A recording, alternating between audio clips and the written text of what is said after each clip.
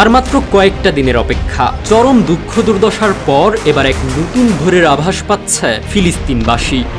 তাদের পাশে দাঁড়িয়েছে ইউরোপের শক্তিধর দেশ ফ্রান্স।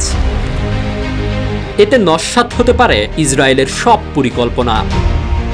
পশ্চিমা দেশগুলোর বিপরীতে গিয়ে ফ্রান্সের প্রেসিডেন্ট ইমানুয়েল মাখোঁ সোজা সাপটা জানিয়ে দিয়েছেন ফ্রান্স ফিলিস্তিনকে শীঘ্রই রাষ্ট্র হিসেবে স্বীকৃতি দিতে যাচ্ছে। ফ্রান্সের মতো একটি দেশ ফিলিস্তিনকে স্বাধীন রাষ্ট্রের স্বীকৃতি দিলে তা নিশ্চিতভাবেই বড় প্রভাব ফেলবে। ইতিমধ্যেই ফিলিস্তিনকে ১৪৬টি দেশ সার্বভৌম রাষ্ট্র হিসেবে স্বীকৃতি দিয়েছে। এবার সে তালিকায় যুক্ত হতে যাচ্ছে ফ্রান্সও। বুধবার ৯ এপ্রিল ফ্রান্স ৫ টেলিভিশনকে দেওয়া এক সাক্ষাৎকারে দেশটির প্রেসিডেন্ট ইমানুয়েল মাখোঁ জানান, ইসরায়েল ফিলিস্তিন সংকট নিয়ে আগামী জুনে অনুষ্ঠিতব্য জাতিসংঘ সম্মেলনে এই স্বীকৃতি চূড়ান্ত করার লক্ষ্য রয়েছে তার। ওই সম্মেলনে সৌদি আরবের সঙ্গে কো-চেয়ার হিসেবে দায়িত্ব পালন করবে ফ্রান্স।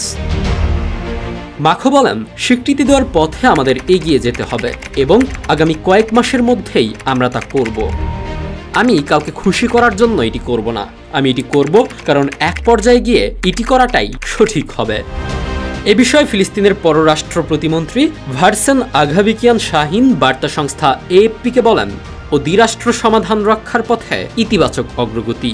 অন্যদিকে ইসরায়েলের পররাষ্ট্রমন্ত্রী গিডিয়ন সার বলেছেন, কোনো দেশের একতরফা স্বীকৃতি বর্তমান বাস্তবতায় হামাসের জন্য উৎসাহ ও পুরস্কার স্বরূপ হবে।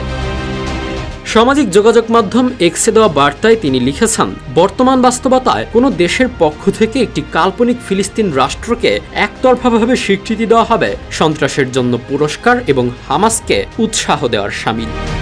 এ ধরনের পদক্ষেপ আমাদের অঞ্চলে শান্তি, নিরাপত্তা ও স্থিতিশীলতা আনবে না, বরং আরও দূরে সরিয়ে দেবে।